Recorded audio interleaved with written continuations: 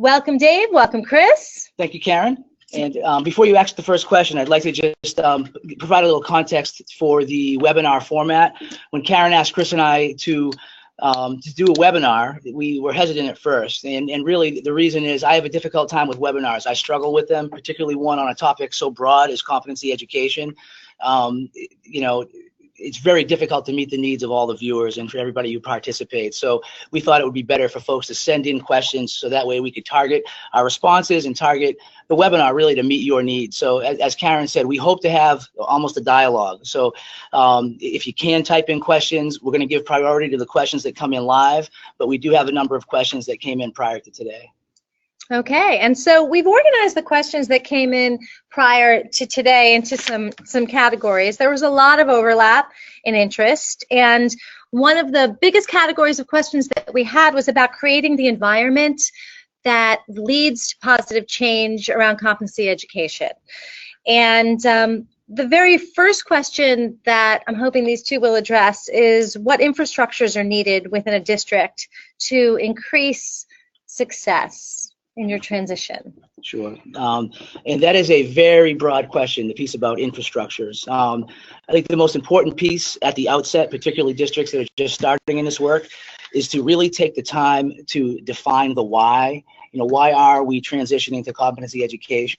And that the answer to that is not always apparent. It's not obvious, even to educators, you know, let alone students and parents. So when we talk infrastructures, I think the very first thing is to really take the time to develop both a deep philosophical and pedagogical understanding of competency-based education. You know, we've talked many times about this work being perceived often as competency-based grading. Grading is really only one component of it. It's really about a teaching and learning model with assessment, grading, and reporting as part of that holistic model. And I think it's really, really important to do a lot of education up front. Even prior to some of that education, I think a needs assessment in the district is important. So number one, define the goals. What does competency education look like to you? What do you want it to look like?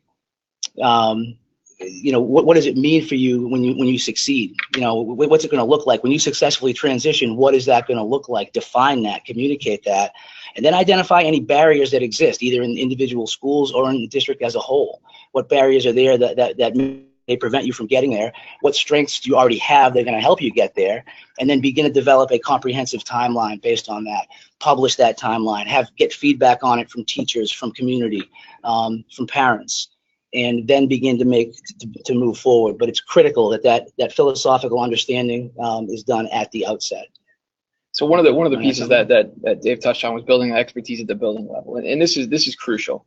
A lot of times the challenges that come from transitioning to competency-based education are really from misunderstandings. They're centered around perceptions of what competency-based education is.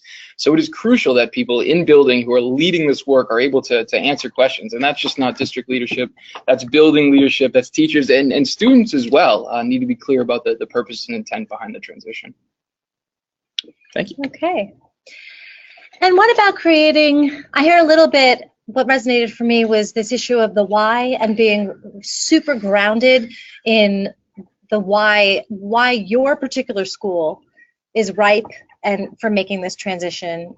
How do you, first of all, how long do you spend sort of building that why, you know, in terms of timing, and then how do you get your different stakeholders to buy in? A lot of questions that people wrote in were about getting teacher buy-in as opposed to compliance, you know, and parents, you know, bringing parents on board, parents who have a different notion of learning and what learning was for them versus what learning can be and will be for the 21st century student in a competency-based environment. Sure. That is a huge question, and we'll begin to answer it. Please feel free to ask follow-up or ask clarifying questions. What I just put up on the screen here, this is the timeline that we created for Belmont High School. And it does say draft on it only because we do revise it from time to time, although for the most part, this is the timeline that we rolled out last school year. And it was interesting. When Chris and I came in, the school had already begun, and the district had already begun a transition to competency education. And the first thing we did, however, as new administrators, was we did a pretty comprehensive needs assessment. And it's a little bit different when you come into a building as a new principal. So what I was able to do is actually hold one-on-one interviews with every staff member in the building. And that's every teacher, every paraprofessional, every custodian, every kitchen worker, just to talk to them about the general strengths and needs of the school, but also about their perception of competency education. Talk to students, talk to parents, and each of those individual interviews then began to paint this broader mosaic of where the district was in terms of their understanding. And then based on that, we wrote this 3-year timeline to completely transition from a traditional grading system and a very traditional grading system to complete competency-based reporting. And we've had tremendous success here in Belmont. We're actually ahead of schedule. If folks take a look at, the overarching goals for the timeline, Karen mentioned the why. The two big whys really for us are, one, to improve learning outcomes for all students. We want to improve achievement. And number two, improve the accuracy and integrity of our grading and reporting systems. And to me, those two are the overarching goals for this work in any school. And in terms of buy-in, whether it's community buy-in, whether it's teacher buy-in, I think you have to communicate why those goals are important and necessary. So if you want to improve learning outcomes, what is the issue with learning outcomes in the district right now? If you feel as though you need to improve the accuracy and integrity of the grading and reporting system, you have to be honest with the public about what is wrong with the current system. And I think that's okay. And I think you have to wear that on your sleeve. You really have to spend time with the rationale and, creating the sense of understanding that, there is something broken with the traditional system. And, we have a system that we know is proven to work much better. And here are the steps we're going to take to do it. And so one thing, that this has really become a transparent governing document. Every decision that we make is tied right to one of these bullets. And people aren't surprised, for instance, when we develop school-wide habits of work and learning and implement those, which we did this year, because it's on there. They've known it was coming for a year and a half. And so every single decision that we make through this, we connect it explicitly to how it's tied to one or more of these bullets. Sure. And one thing I want to point out on the timeline really does serve as our vision. And that's really another reason that we wrote it, and we wrote it this way. And if folks look in what's in the first column on the left for the first year of that timeline, virtually every bullet on there is really about building vision. Mm-hmm. So that first one, and I'm going to zoom in a little bit on it so you can see it better. Holding open community forums in which we candidly discuss competency-based education. That needs to happen regularly. It's not just a one-time thing. And it's really important that parents are given a voice and they're offered the opportunity to share their concerns, share some of their perceptions and misconceptions, and do it in a way that's honest and, very natural. I think it's critical before districts do this. The district leaders themselves must develop a deep expertise in this area. If they don't have it, and if they can't really fearlessly defend it, fearlessly communicate it, then it will be perceived as problematic. Sometimes we often hear, we don't know how we're going to do it. We're building the plane as we fly it. I can't stand that analogy. That's rather disheartening, I think, to a lot of folks out there. Yeah, I have found that. Absolutely. At the end of the day, if you look at that second bullet, this is I would point to this one as one of the most important ones. And if I look to one of the reasons we've seen success, Chris, it would be fostering an academic staff culture of inquiry in which teachers regularly review, discuss, and apply current research. Now, the idea behind this in terms of staff culture, and this speaks to staff buy-in versus compliance, this work represents the most compelling and widely accepted research in our field. And, for me, I think it would be irresponsible for us to expect anything else in our classrooms. And it's really about creating a school culture where teachers understand that being a professional educator is really an academic endeavor. Okay, so we are a school of learners, and we are expected in this school, all of us, to understand current research and be able to apply it to our practice. The other side of this really is the, I guess, emphasizing teaching and learning as opposed to grading and reporting. And we can elaborate a little bit on that. Yeah, so often when schools do this work, and we've heard this at places we presented in and where we've worked in, schools will begin this work by changing the grading system or flipping to a 4-point scale. And this, more often than not, leads to a ton of confusion around what competency-based education is. Often it's tied strictly to grading. So you'll say we report on a 4-point scale and now we're competency-based. Well, as a matter of fact, how you grade and how you report specifically have very little impact on what is actually going on in the classroom. So one of the things that we really emphasize and focus on is a flip of that.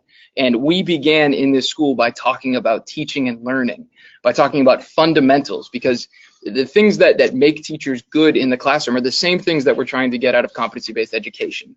And this is how we communicate it to faculty, and this is really how we help to develop that culture of inquiry in which this transition really has a strong, significant, and immediate impact on what's going on in the classroom.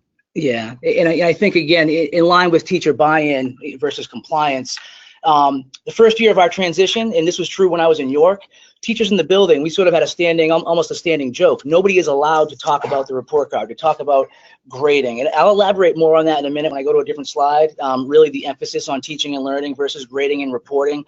We cannot stress that enough. And I'll give you the easy answer for the reason for that.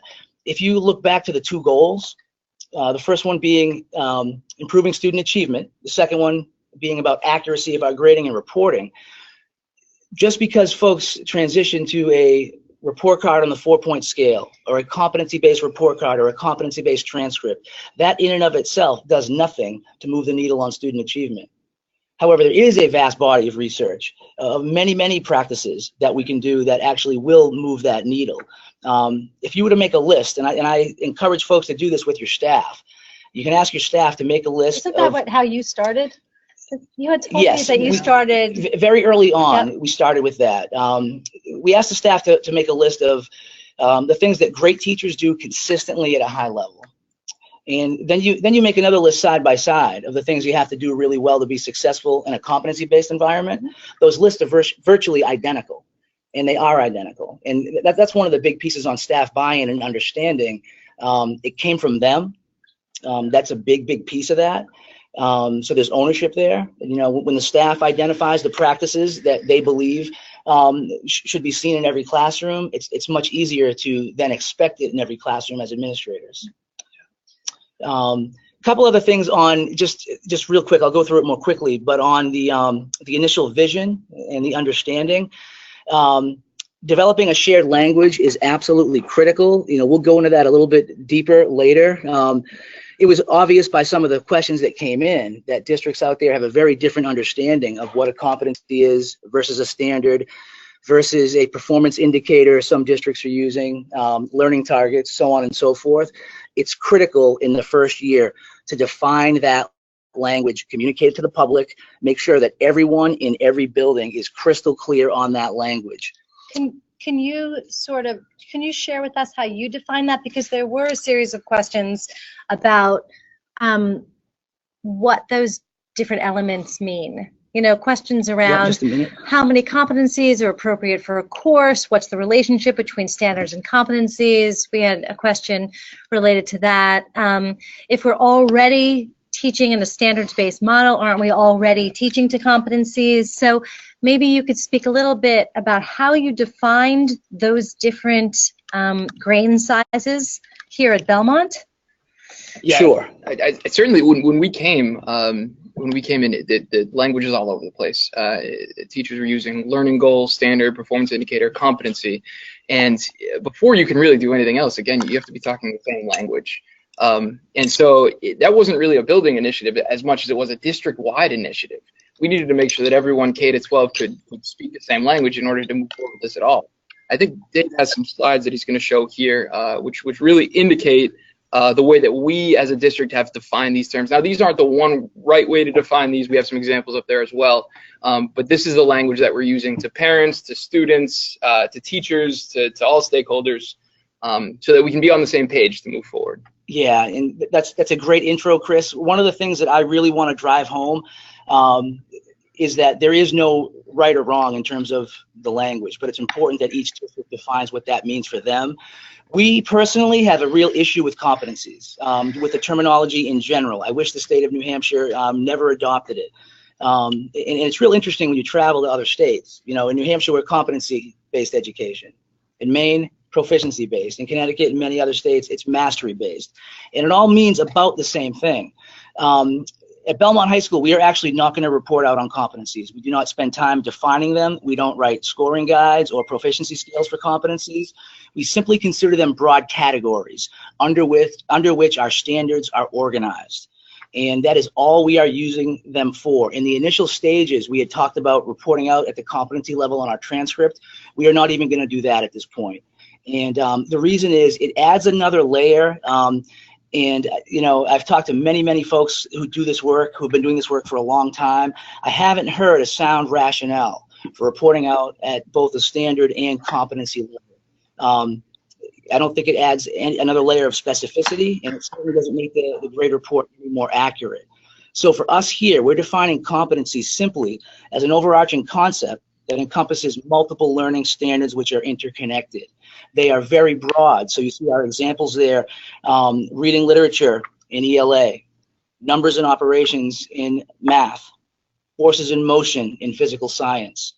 You can see they're far too broad to really define in a way that they can be assessed objectively. And at the end of the day, that's really the heart of this work. You know, we need to make sure that our reporting, whether you call them grades or scores, some folks don't want to use grades, don't like that term, and I understand that. Mm-hmm. We need to make sure that they're accurate and they represent clear and measurable criteria. We feel as though defining that at the competency level is far too broad for a school to make a real meaningful evidence-based claim. So I'm trying to forward the slide here. The idea is that you are collecting information about student mastery around at the standards level. I'm sorry, say again? So you guys you're collecting information about student mastery at the standards level. That is correct. So the standard piece you can see here on the screen, that's the piece that's most important for us. The standards are really, I'll read the definition: a non-negotiable, measurable learning objective that guides instruction.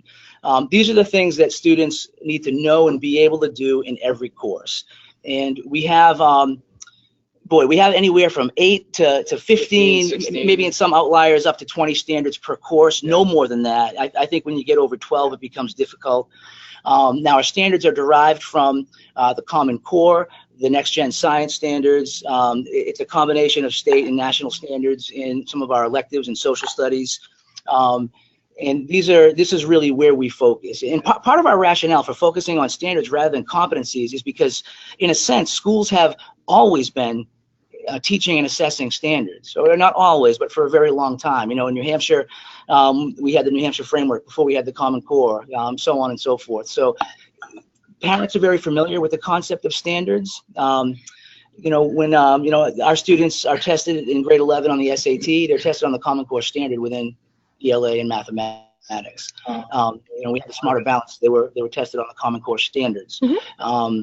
The science kneecap test them on the Next Generation Science standards. So we feel it's much more it's more palatable for parents, and it's easier for teachers to understand if we focus on defining and measuring performance on standards rather than competencies, which are far more broad.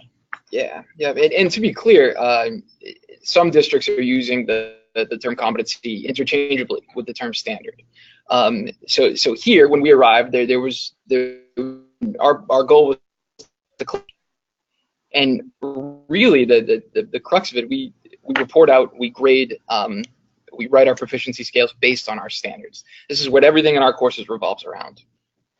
And I just want to say that there are other schools that frame it in a way that they choose standards that then roll up into competency statements. Yes. And competency becomes the integration of a series of standards and of together in a demonstratable activity. Sure. So that's another way, and I don't want to deter those of you who are framing it that way, if you've, spoken to Rose Colby or watched any of her videos or her training materials or chatted with her, the way she would describe that is that standards roll up into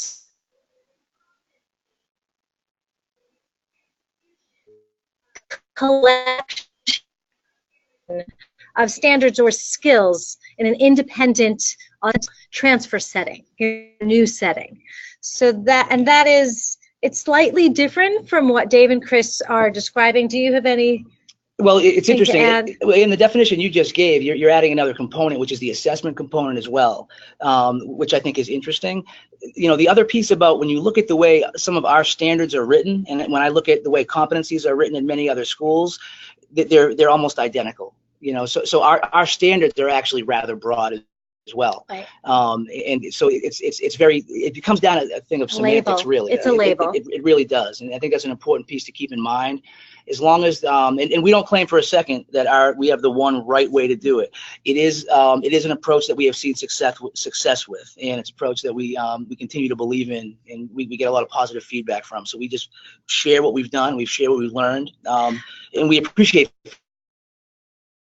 To me, that you are measuring are very tangible to students and to teachers. And I think that's the part Correct. that I find important and refreshing in your approach. In other words, kids can't always attach themselves to broad overarching goals that are articulated as sort of general broad competencies. And it's also hard to report out on those broader competencies and performance data. So I like the fact that you guys work on a level that's very explicitly defined for your students. What's interesting, Karen, is this is really the centerpiece of the work. So most of the work that we're doing at Belmont High School right now it doesn't revolve around grading, reporting, doesn't revolve around finding out all these operational structures, flipping the switch, so to say. It's about identifying our standards. It's about describing proficiency. It's about teachers in the classroom level doing these things and making the learning clear for students through them. So I think we may speak more to that piece later because that sort of leads us right into learning targets in the classroom. And then we got to change categories because we don't have endless time. I did want to say that this is a new format and we did get a lot of questions, so we might run over a little bit. And I understand, the three of us understand completely if you need to sign out early. And we'll probably stay till around 4:10 or so. Karen? Yep, and I want to elaborate a little bit on one of the pieces that Chris was getting at. This is a visual that we've used a number of times, and I think it helps folks to understand the difference between competency-based teaching and learning versus grading and reporting. If you look at what most school districts do, go ahead, Chris, you're gonna have to forward that slide for me. They put far more of their emphasis, probably 90% greater on grading and reporting versus teaching and learning. And this is almost to the extent that the work is perceived as grading and reporting. And one thing that I would really stress, I would caution any district doing this work or beginning to do this work, is to hold off on the grading and reporting piece and really understand teaching and learning, what has to be in place at a deep, deep level, and communicate that first before you move to the grading and reporting. So the model that we use is we place 90% or more of the emphasis on teaching and learning, only 10% on grading and reporting. In terms of teacher understanding, teacher buy-in, even community understanding, what we find is that as teachers begin to develop more sophisticated instruction and especially assessment practices, there's a natural pull towards grading and reporting. And they recognize the need to report differently. And it happens, what I've said is it happens almost organically. And this was true in both schools that I did this work in. And you've seen that here. Yeah, it's interesting. It's almost like the teaching and learning piece feeds into the why of the grading and reporting. If you begin talking about why or how and the what, that we're changing this 4-point scale, and this is proficiency, and here's what GPA is going to look like, then teachers won't understand the why. The building won't understand the why, and if they don't, then the community certainly won't either. Right. Teachers talk out in movie theaters, in grocery stores, and if they're in a position where they can't articulate why a student is on a 4-point scale, then no parent is ever going to buy it. So one of the really important parts of starting with teaching and learning is, we say this organically. Well, it's really teachers get to a place where they say, grading on a 100-point scale doesn't really make sense anymore. It doesn't make sense for there to be 69 indicators below a 70. It doesn't make sense that I'm giving a 0 for late work, or that I'm not separating my academics from my behavior. And we've seen that. We've seen that in this building. In fact, that was actually one of the first things that Dave said to me coming in, was we're going to emphasize teaching and learning, and you'll almost start to see a movement in the school. And it's curious and it's interesting, because teachers will come down now and talk about, I had this teacher in my office the other day who was saying, can I give this student a 0? It doesn't make sense for me to give this student a 0, even though he didn't turn this work in. And we were able to talk about it and talk it through. So it's really interesting how the teaching and learning piece sort of almost just naturally feeds into the grading and reporting piece. You want to ask a follow-up, or should I elaborate on that? I have a couple questions here, and I just want the folks that pose these questions, I think they're from Oyster River. I'm going to get to them in a sec. I just want to ask a follow-up question. Sure. What do you think in your classrooms have been the greatest changes in teaching and learning? Because, you know, we're talking about that, and what evidence do you see? I'm very curious, as an administrator, when you go into classrooms after having a year of this or a couple of years, or, you know, what are you seeing that's different? Yeah, so the way I would begin with that is, I'm not going to put it up there again, but if you refer back to our timeline, and in addition to the work that you have to do developing an understanding of the work, can you get back to that on the screen? The only thing we asked teachers to do in year 1 was the use of learning targets. And if I could point to one thing that really had made a difference, it would be the use of learning targets. And when I say that is far more, I'm going to do one of these, okay. That's far more than simply posting a learning target on the board. I think if you're going to do one thing and you want to move the needle on student achievement, it would be effective use of learning targets. And what that means is, for us, our expectation in all of our classrooms is that students can articulate a direct connection between the work they have in front of them and the desired outcome at all times. At all times. To start, we use learning targets in the form of I can statements. That's for consistency. I don't think they necessarily need to be in I can statements for them to be effective. But to transition to school at the outset in the first early stages, I think that's important. So kids have a message that they should expect to see learning targets in every single classroom. So we want kids, when Chris and I go in and do our observations, we talk to students. We focus far more on what the students are doing than what the teacher is doing. And there are really 3 or 4 things we want to hear from every student. What learning targets they're working on, what success looks like. They have to know success criteria. It's a critical component to this. Where they are in relation to that target, right? And then what are they going to do? What does success look like when they hit it? And oftentimes what they're going to do next. This really is straight out of John Hattie's work on visible learning. We want kids to be able to see it. We ask teachers. I mean, Rick Stiggins talks about that. Oh, sure, of course. You know, it's the PLC team. Right. It's one of those. It's one of those things. You're talking about the Dufours. Yes. Even if you look at Wiggins and McTighe, and you look at the backwards planning approach, you first define what you want kids to know and be able to do. Those are our standards. We use what we call proficiency scales to define those, and I can share some of that. We have a question around that, actually, in a bit. Directly around that? Okay. Yep. And I can also share some examples of how teachers are actually doing this in the classroom. I can't emphasize this enough, and I can't stress also how difficult it is, because at first what you will have, we have a very compliant staff, and they posted their learning targets on the board every day. That is our expectation. But it's really having, we had several workshop sessions, reading professional literature, getting feedback. Chris and I believe in doing as many walkthroughs as we can. We understand very well the value of feedback to student learning. Non-evaluative feedback is absolutely critical for teachers. Regular, frequent, non-evaluative feedback. And for that first year, I think Chris and I logged 144 observations with written feedback. And do you have criteria, your personal criteria that you've developed with the staff around competency ed practices that you want to see in the classroom? We did. That was developed together as a staff in Yeah. the beginning of the year, so everyone was on the same page about what we would look for. But specifically, the dialogue was always around learning targets. Mhm. Where are you with your learning targets? Do the kids know what they are? Do they know what success looks like? Most importantly, can kids articulate that? And I we have spent a another lot of follow-up time on that. question. Yep, go ahead. So with regard to the learning targets, and then we probably should diversify in our Sure. questions. Yep. Did you talk to them about rigor relative to their learning targets? Teachers or students? The teachers and the students. Was that part of the evolution of this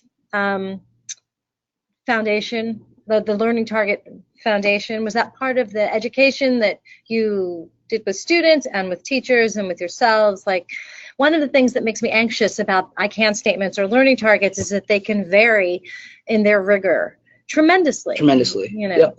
I would point to our approach to writing proficiency scales, and I will put up a couple examples of them.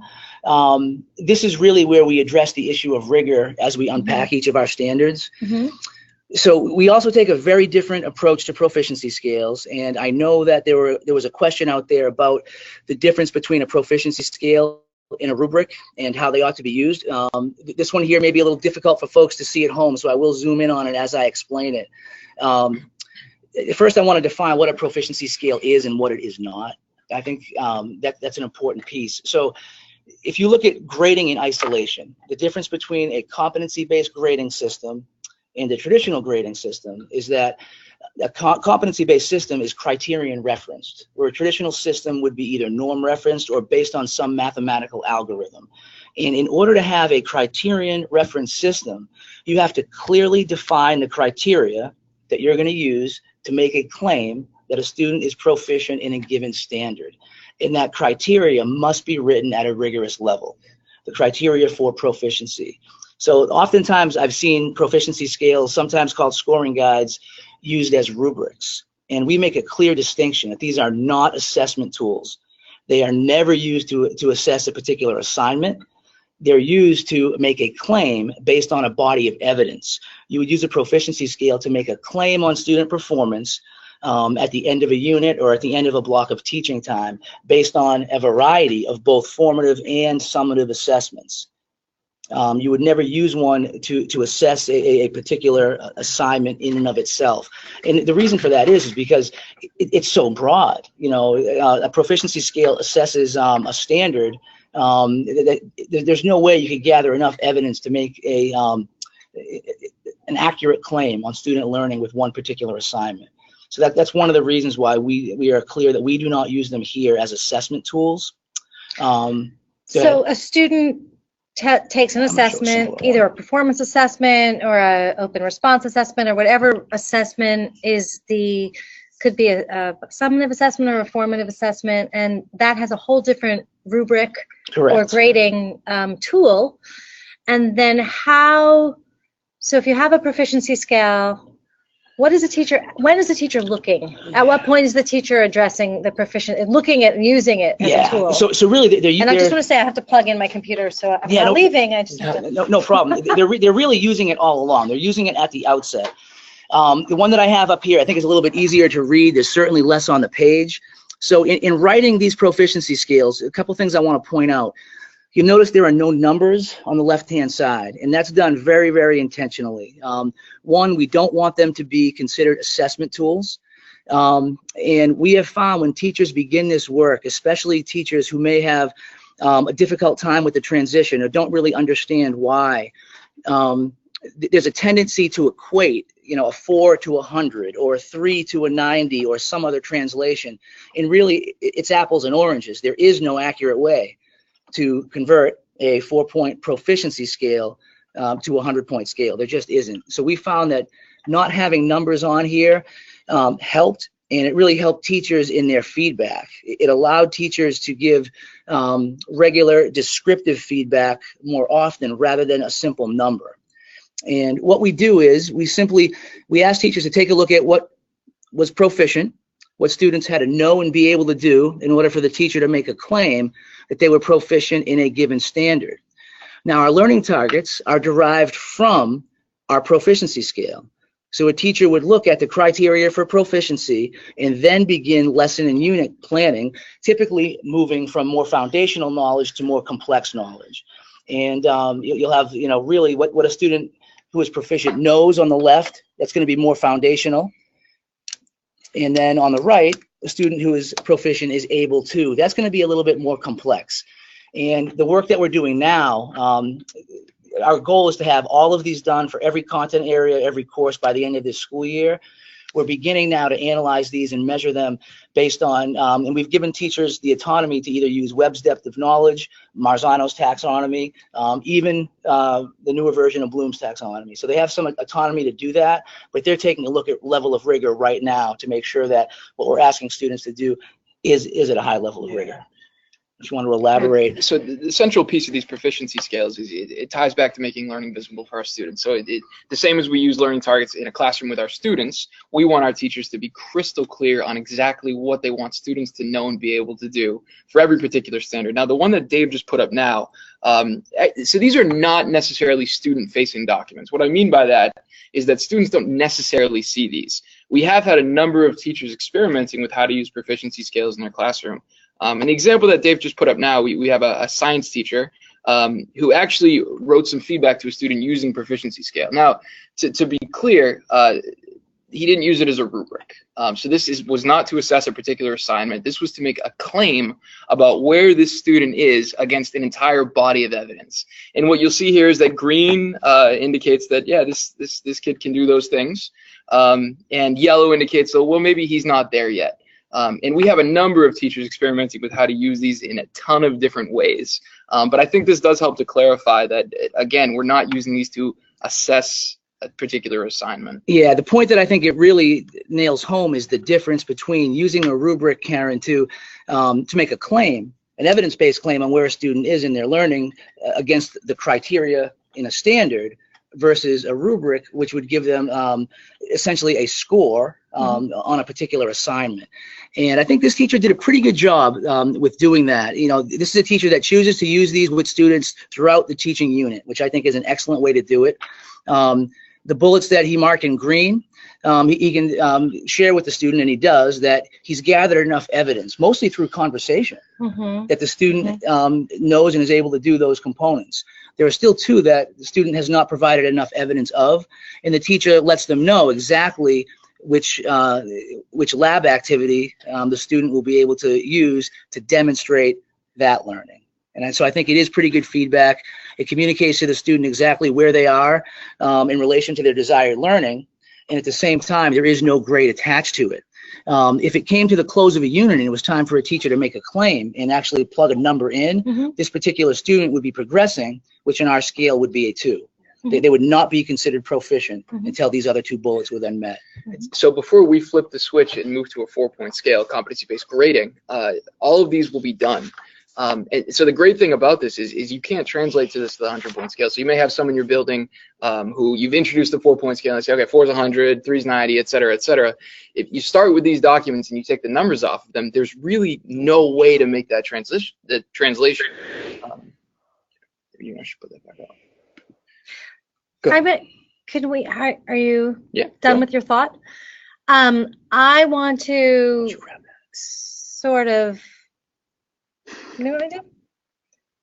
Did you grab the screen? Nope. You did.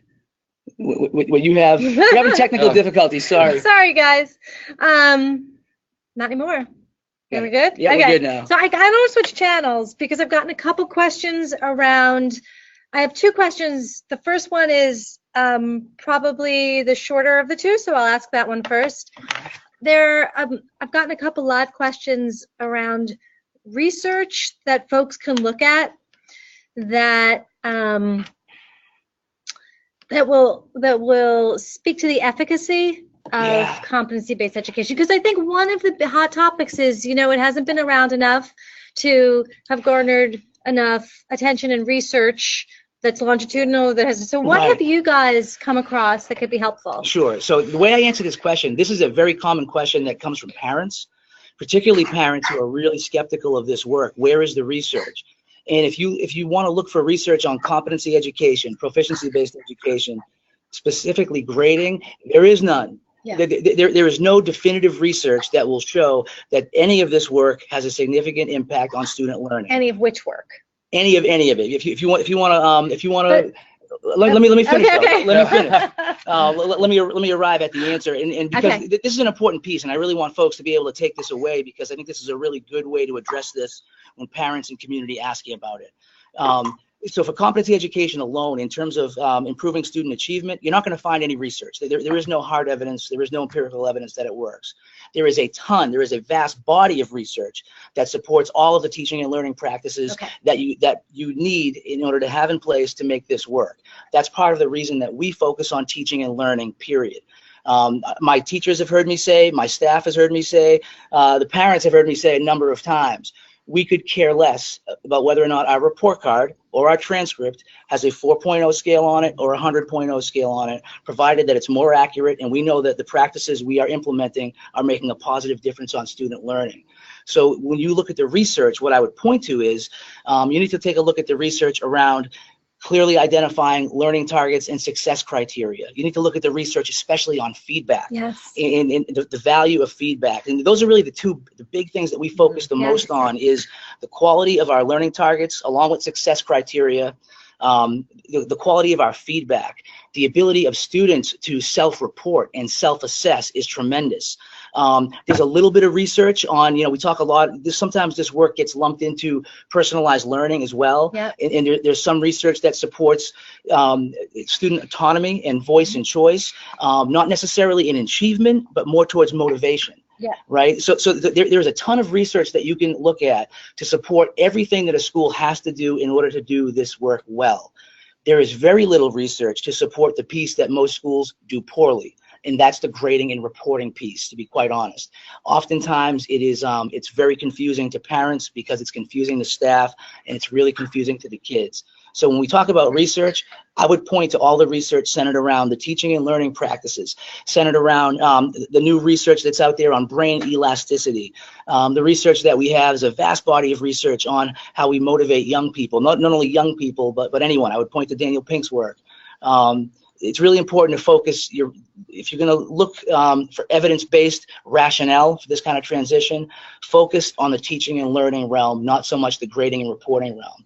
Now, that being said, there is also no research that supports a traditional grading system is any more effective than a standards-based one. It just doesn't exist. Perhaps it doesn't exist yet. An easy place to start for research, I would recommend districts look into John Hattie's work on visible learning. The book is very well written. He has a sample size of over 250 million students. And there's a lot of powerful research in there that teachers and districts can dig a little bit deeper into, and they can certainly use that to sort of defend some of their practices, to provide some of the rationale.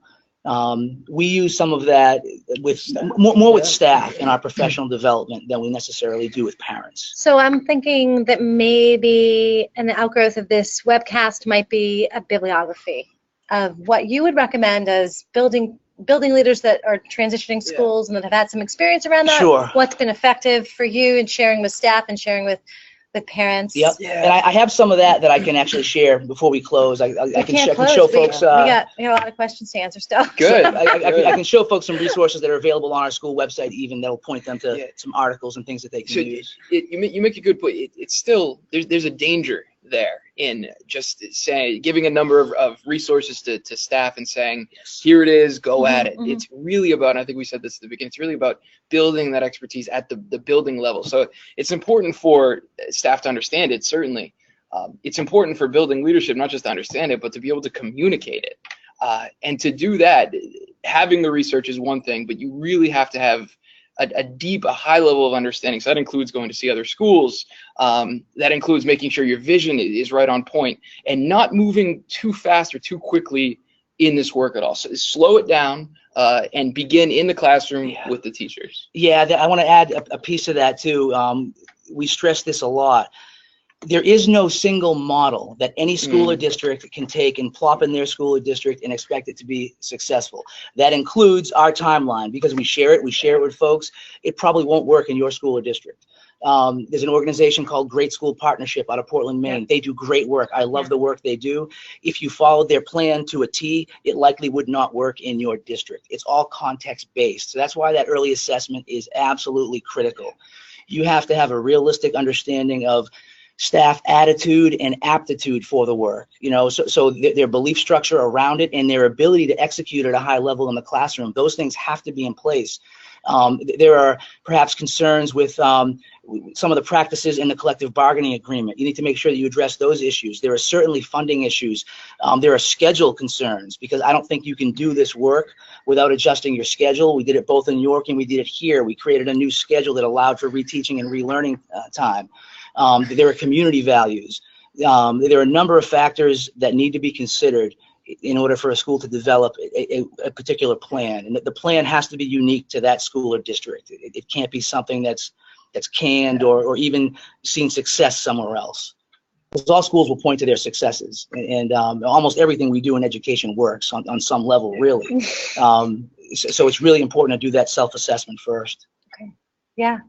I need to change the direction a little bit. Sure. I've had a lot of questions about differentiation for high learners and for special education students in this process. And we have at least 4 or 5 questions around that and how you've handled competency practices and grading and scoring and targets for populations that are excelling and also populations that are struggling. Sure. So I've said for a long time that really being able to differentiate instruction at a high level is one of the most difficult things we ask teachers to do.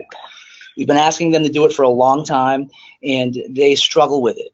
But that doesn't mean that we stop asking. We should still expect it. And I think I'll speak to, we had a number of questions around special education students, so I can speak to that first. Can you read some of the specifics around special ed? Yes. Do you have that? How do you connect school competency standards with goals for students in a life skills program and grade level or academic level of competency for students with disabilities? How do we use competency ed with students with special needs? Sure. How do you address it in your school in particular? I have a question that was written in. Yeah, well, I think it's a format that is wonderful for all students, including and especially our special ed population.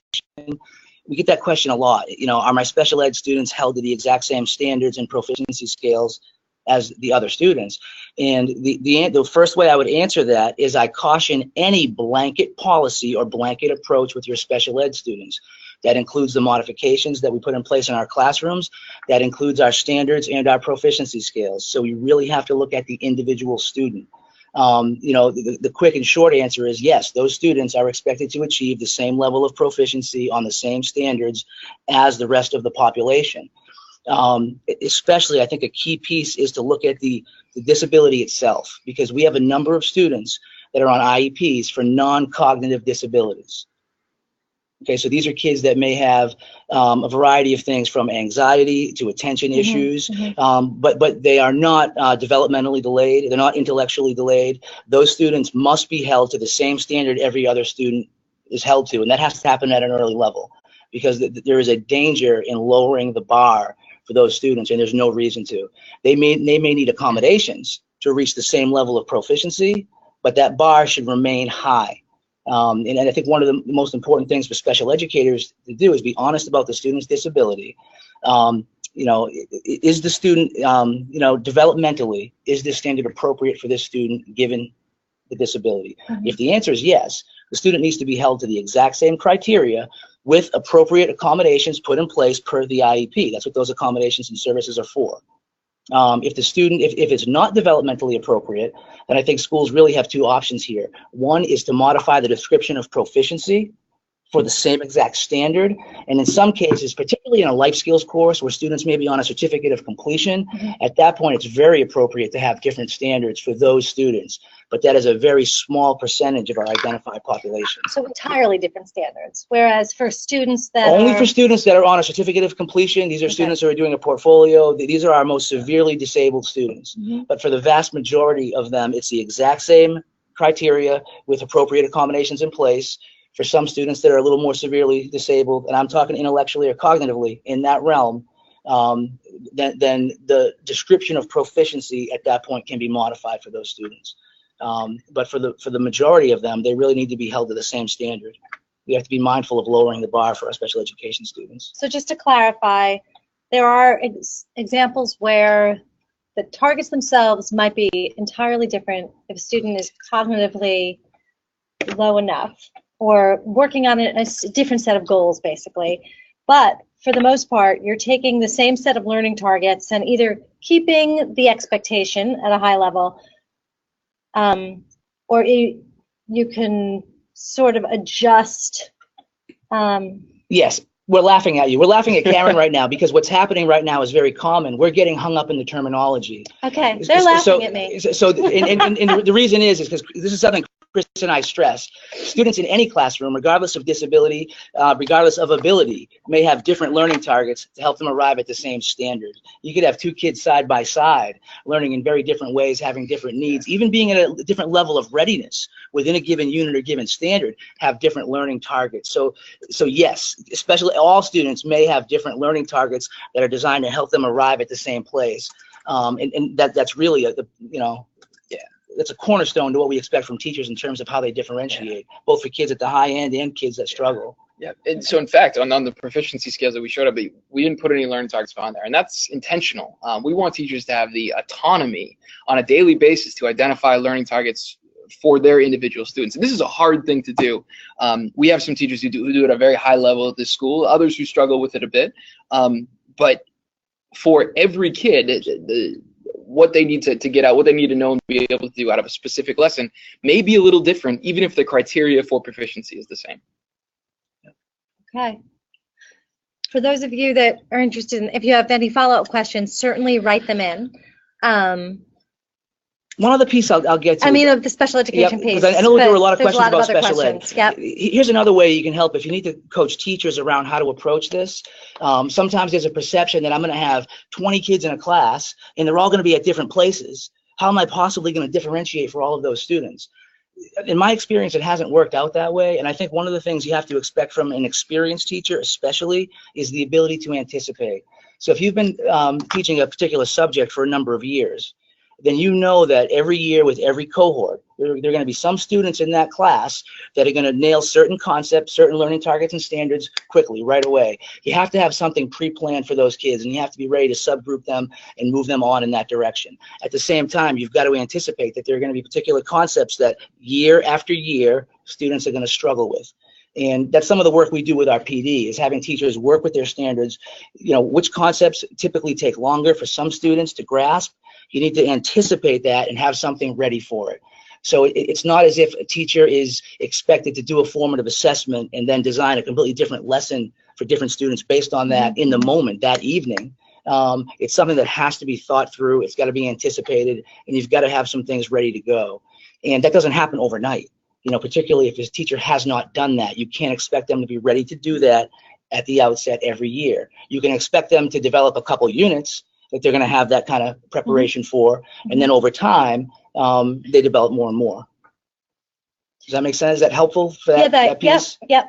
Do you see, this is my question, do you see IEPs changing at all in response? Like, do you see changes in, sorry to spring this on you. No, it's fine. To see changes in individual education plans that need to happen to remain consistent with the changes that are happening. I mean, it seems to me as a past IEP writer and special education teacher that in order to make a unified system, it would be appropriate for IEPs to be changing, and that's something that has to be discussed within special education departments. Like, how do we write IEPs so that they marry well with the proficiency scales, with the so with the target? I think that a lot of work has to be done in the way our IEPs are written, not necessarily in response to the move towards competency education. And one of the things, Karen, that I've seen that I think is harmful, and I'll put that right out there, is we've seen IEPs, and I've seen them in more than one district, that have begun to be written with levels of proficiency. So a student may earn a 2 in order to be considered proficient. or 2.5. Believe it or not, I've actually seen that in IEPs, sort of lowering the bar. I've seen IEPs written where a standard is written differently. There are some cases where that can be okay. I think the important thing to note on IEPs is that really at a base level, they describe the student's disability. There's some testing that's been done, and there's the current level the student's at. Then there are some clear goals that are developed around those needs. Those are the IEP goals that are measurable, that are annually attainable. So those goals have to be attainable within 1 year's time. And it's really important that we remember our IEPs are designed to help students meet those goals in addition to the curricular goals. And sometimes what I've seen most with kids on IEPs who are struggling, it becomes about work completion. And I see case managers, I see paraprofessionals working with kids, you know, Johnny's got to get this work done. And they're looking, the assignments aren't done. We got to help them get it done. We have to help them get it done. No, we don't. We need to help Johnny learn, one, the curriculum, but number two, we need to help them meet those IEP goals. And that's really, really important. His goals. Of course, the IEP goals. And we do a whole component on goal setting. You know, just like we want students to be able to articulate a connection between the work they have and the desired outcome, the learning targets, same thing with students on their IEPs. We want students to understand their IEPs, especially at the high school level. And I think it needs to begin before that. It needs to begin in middle school. They need to have a deep understanding of their disability, how they learn differently, the type of accommodations that help them. And they also need to be really in tune with those IEP goals. So one of the things we do, we have our academic support, and we have some guided studies specifically for our special ed students. We've required our case managers now to do goal setting with students on IEPs in relation to their IEP goals, so that they know exactly, and they have to be rewritten for them. They have to be written in language kids can understand, and they have to be broken down into interim benchmarks. And kids really need to be able to reflect where they are in relation to those goals as well as the academic goals. And we split the time in those blocks between academics and IEP goals. That's a really important piece to consider.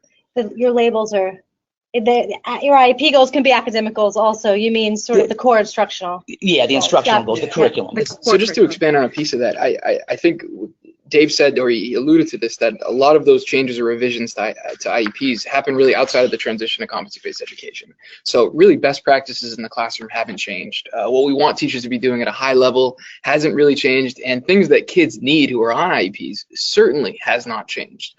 So if anything, the transition to competency-based education highlights those issues, especially with our emphasis on teaching.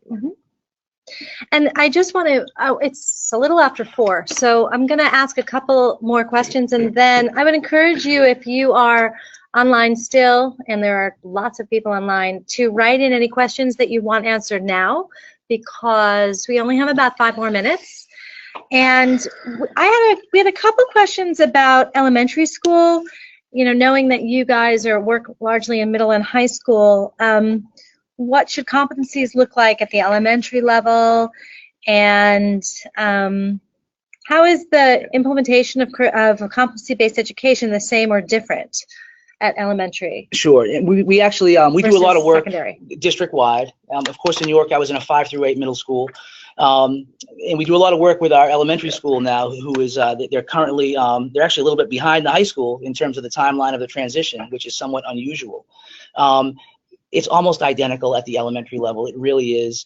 What I would recommend, depending on where the district is, focus on the standards. Focus on the things that you want your students to know and be able to do in every grade level.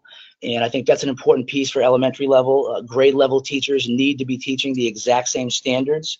But to start, there should not be a lot of pressure on teachers. You know, for example, you know, I work with some elementary school principals that they say our teachers don't even know what standards they're teaching. They teach from the book, or they're doing the same thing they've done year after year. Fine.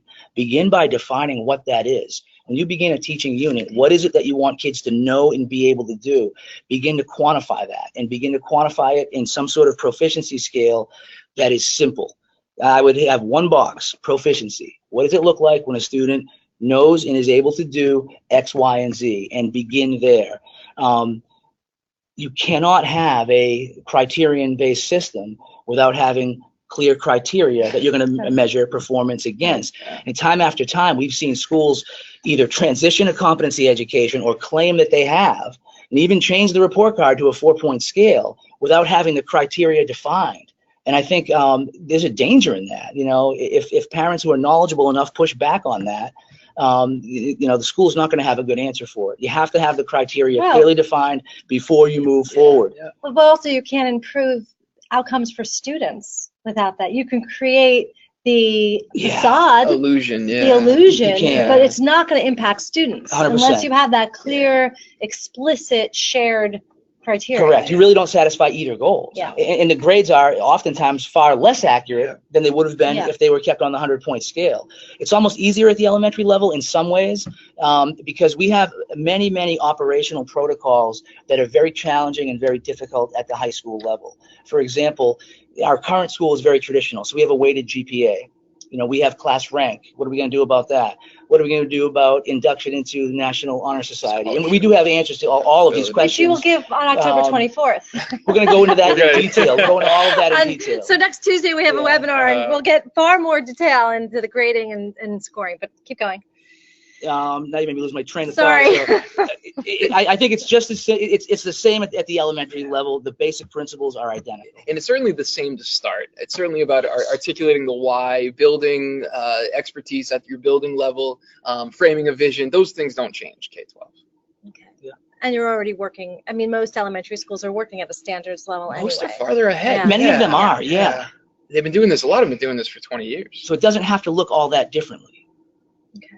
Thank you. Because we have a lot of schools online that are elementary schools. So it is getting late, and I don't want to keep anyone from the rest of their day. So we're going to start to close up, and I'm going to ask you sort of one more overarching question. We have a couple of really good general questions here. What has been your greatest challenge in transitioning to a competency-based model, and what has been your solution? Ooh, greatest challenge and solution. That's a good question. We've even talked about that. Yeah, we've never even talked about that. Belongs to a friend of mine, actually. What is Shout the out to greatest Dave in challenge? Oyster River. Boy. So I think the greatest challenge facing us right now, at least the time, I spend most of my time thinking about those operational changes right now. Yeah. I think we're in a place in our building where we're ahead of the curve to the extent that if we could flip the switch next year to a 4-point scale, I think we're in a place in a building where we could do it. Now, we don't have the operational things set in place to be able to do that yet for next year, such as minimum criteria for passing, scholarships, National Honor Society, class rank, GPA. Those are the things that have to be in place. Those are the answers we have to have and communicate before we can flip the switch. Right. So to be clear, we do have answers on those things, but those are things that we have struggled with a lot, that we have talked about back and forth a lot, especially the criteria for passing a course and earning credit at the high school level. That's really been the big one.